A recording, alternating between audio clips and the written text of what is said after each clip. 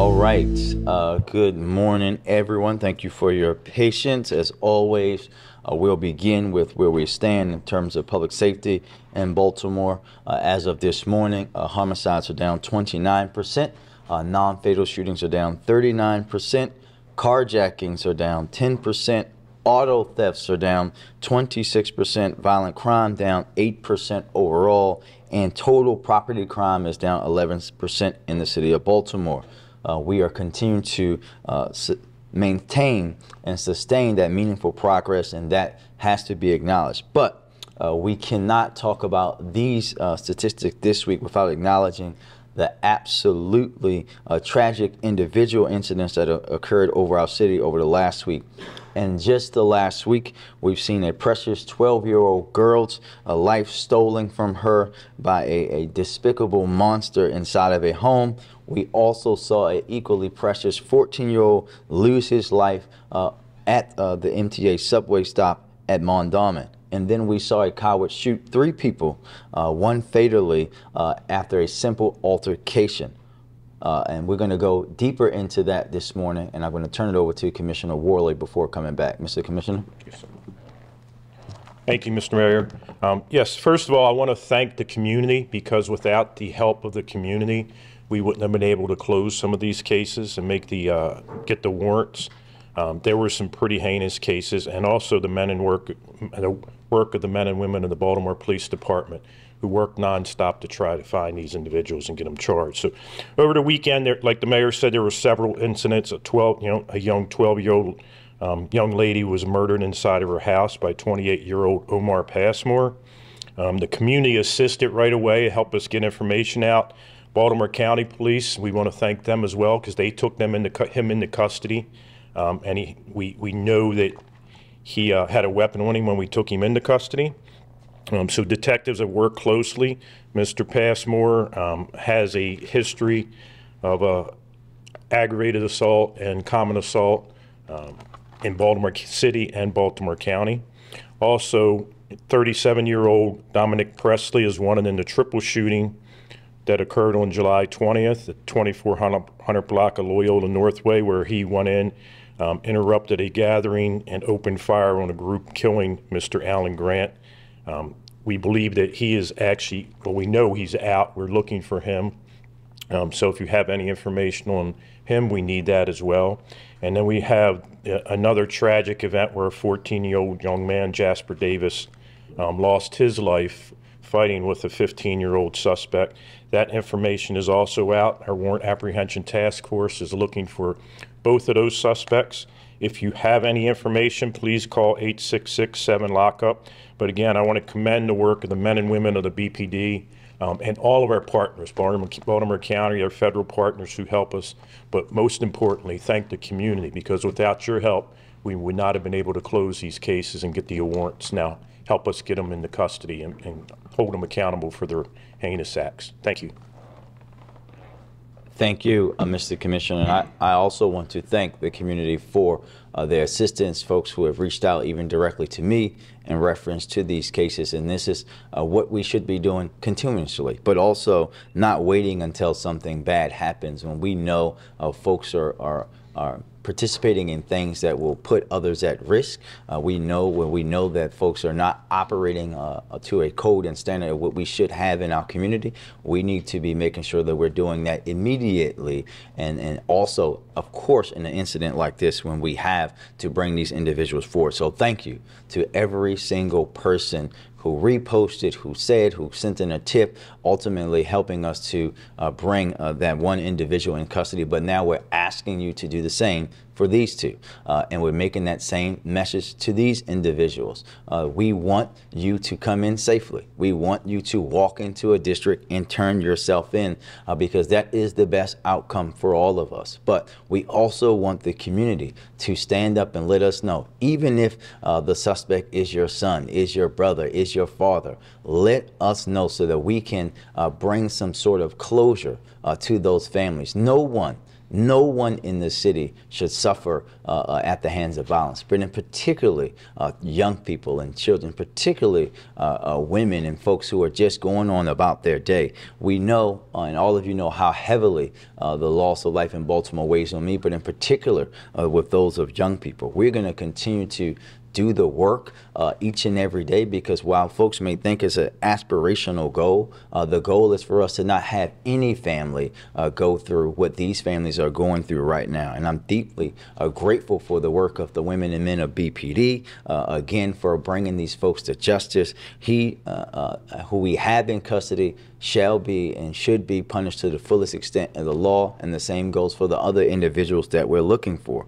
There is no excuse, zero excuse that can be justified for a grown man killing a 12-year-old child. There is no excuse for a grown man who simply just shoots 3 people, killing one after a basic dispute, right? There's no excuse for that. And we know that we have to continue to let people know that when you operate and act in that way, that we will bring you in and we will hold you accountable for your actions, not just as the city, not just as the mayor, not just at the police department, but as a community. We have to let these folks know that we're not going to allow them to be uncomfortable sleeping on our couches, going to work, going out about their business, knowing that they've been harming women and children in our city. And with that, we'll take questions.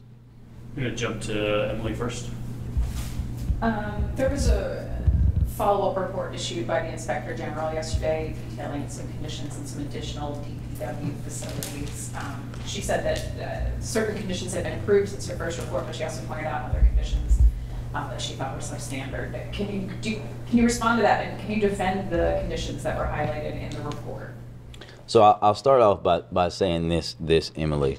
Not only is everyone aware, but about those experiences, but out of the outline in that report, but also we have to thank those workers first and foremost, because they're some of the hardest working people who do the jobs that are the most thankless. As I spend time with them, as I did earlier this week, they often talk about how they feel sometimes unseen. And for decades, they've done those jobs without significant improvements at all to their facilities. We're talking about DPW not building a new facility in my lifetime, right? That's the truth in reality. And the first and foremost and most biggest thing that the OIG is bringing attention to, in my opinion, is the decades of disinvestment into the agency's workers.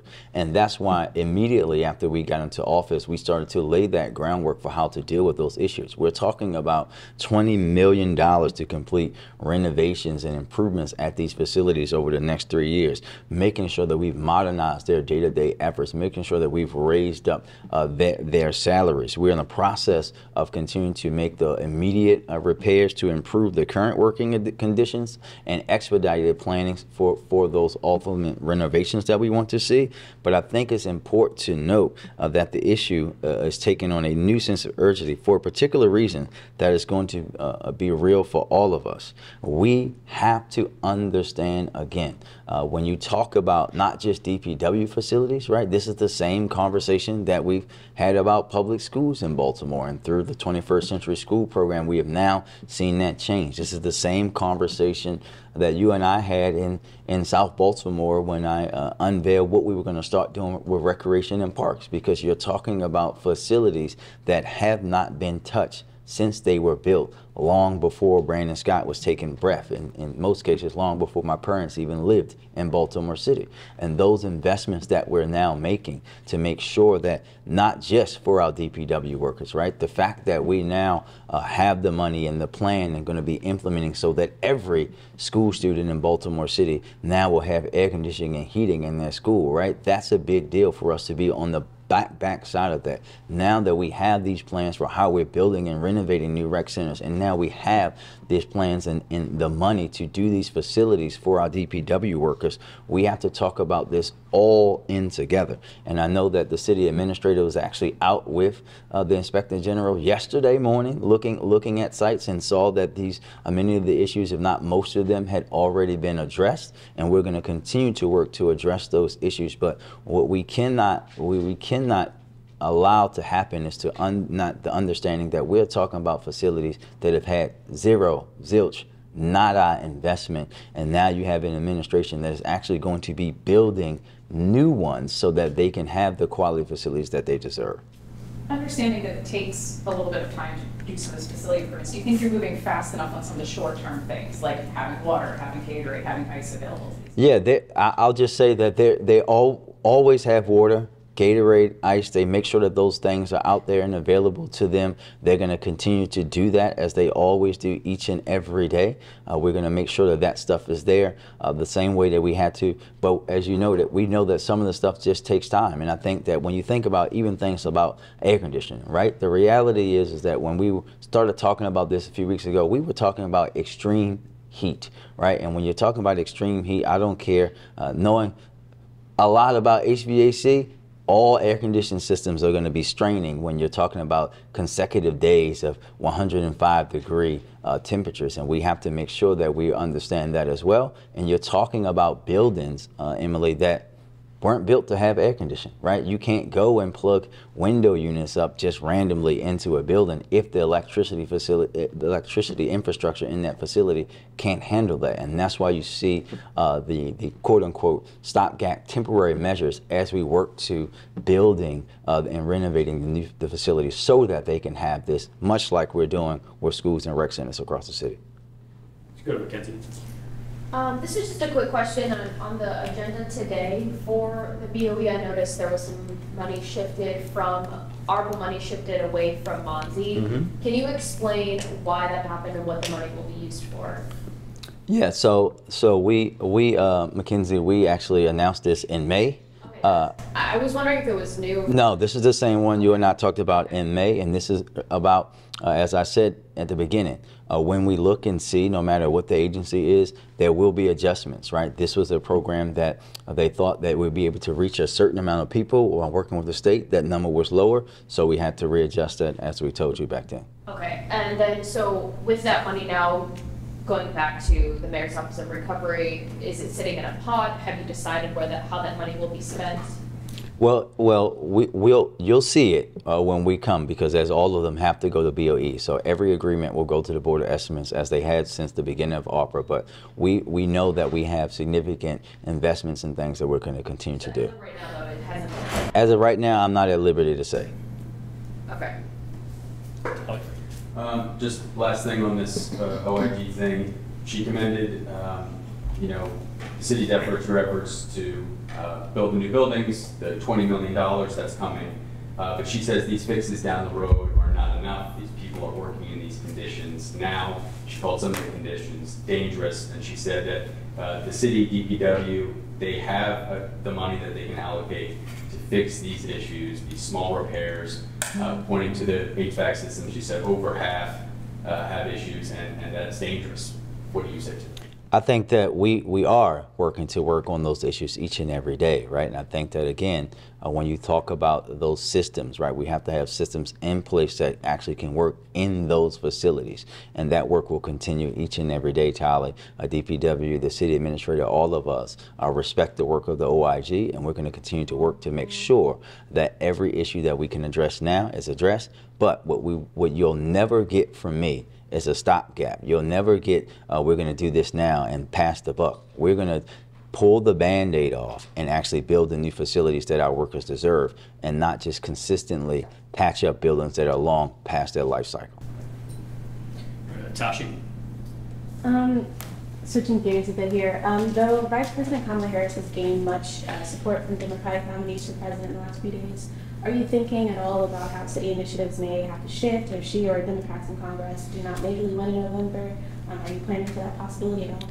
We always have to be ready, Tashi. We know that the former president does not have a particularly good view of Baltimore, but also that the former president, being someone who is unfit for office, him and his vice presidential candidate, don't understand and want to just eliminate the progress, the historic progress that's being made in this country over the leadership of the vice president and the president. And we have to be ready. When you talk about everything from the investments into dealing with gun violence in our cities, right, we should expect that there wouldn't be a White House Office of Gun Violence Prevention if the vice president doesn't win. But let me be very clear, she is going to win. We're going to make sure that evil does not reign over the land. We're going to make sure that we continue the momentum, right? When you look at the numbers, as I say, time and time again, there is no comparison, comparing those two to the vice president, comparing those two individuals who have the nomination for the Republican Party to Vice President Harris. It's like comparing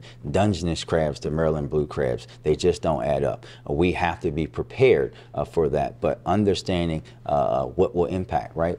The impact on our environment. We're talking about people who want to do away with the Department of Education, who want to do away with the EPA, who want to do away with every semblance of women's rights that exist. That's the reality, and that's what I hope the voters, not just here in Baltimore, but around the country, in particular women and people of color, understand that these people do not mean anybody any good but them. Thank you, everybody.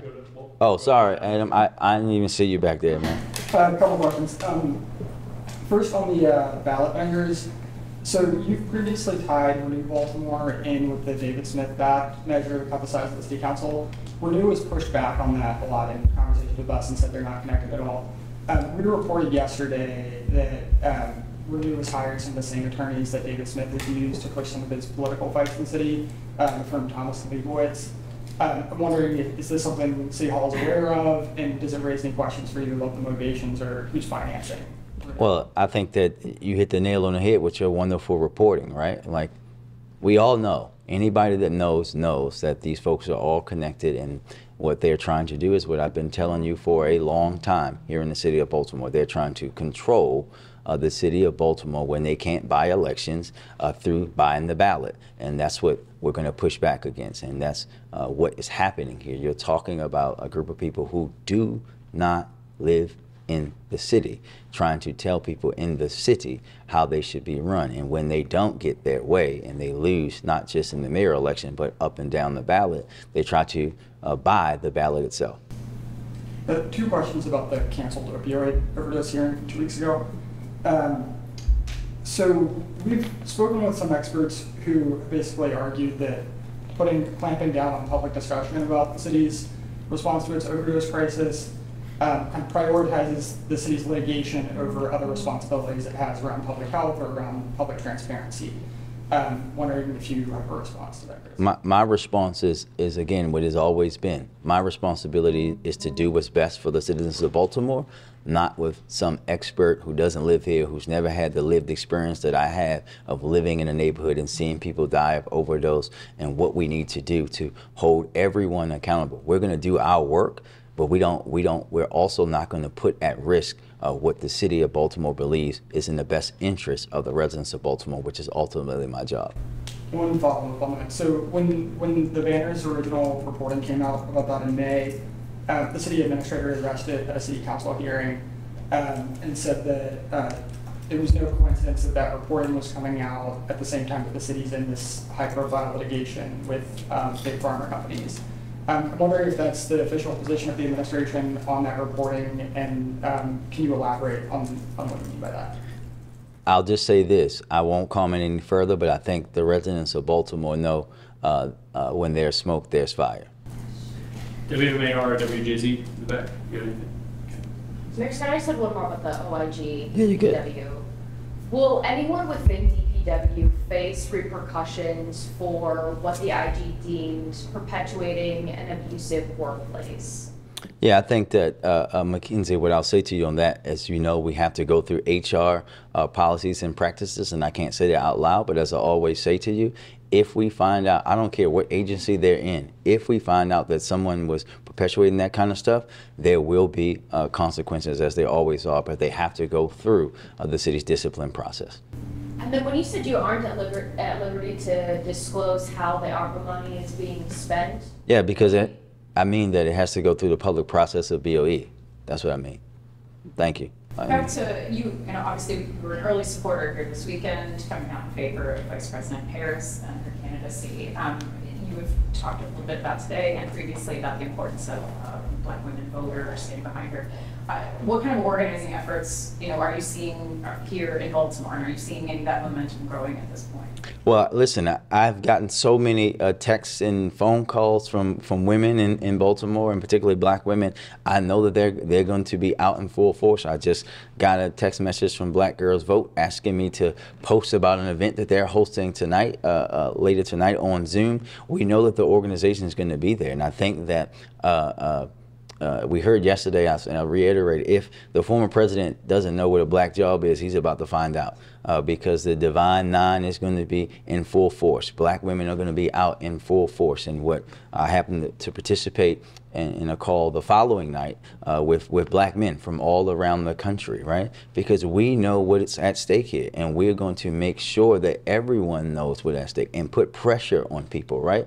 My job is going to be putting pressure on Black men and sending a message to them that we cannot allow a Black woman to be degraded and disrespected in the way that they already are, which tells you, Emily, how scared they are. Immediately after we knew that the vice president was going to be the nominee, you could see the racist, sexist attacks coming. And it's a responsibility of all of us, but in particular men and Black men, to stand up and push back on that, but also use that as another way to highlight why these folks are not fit to lead, because that's how they think and that's how they will govern.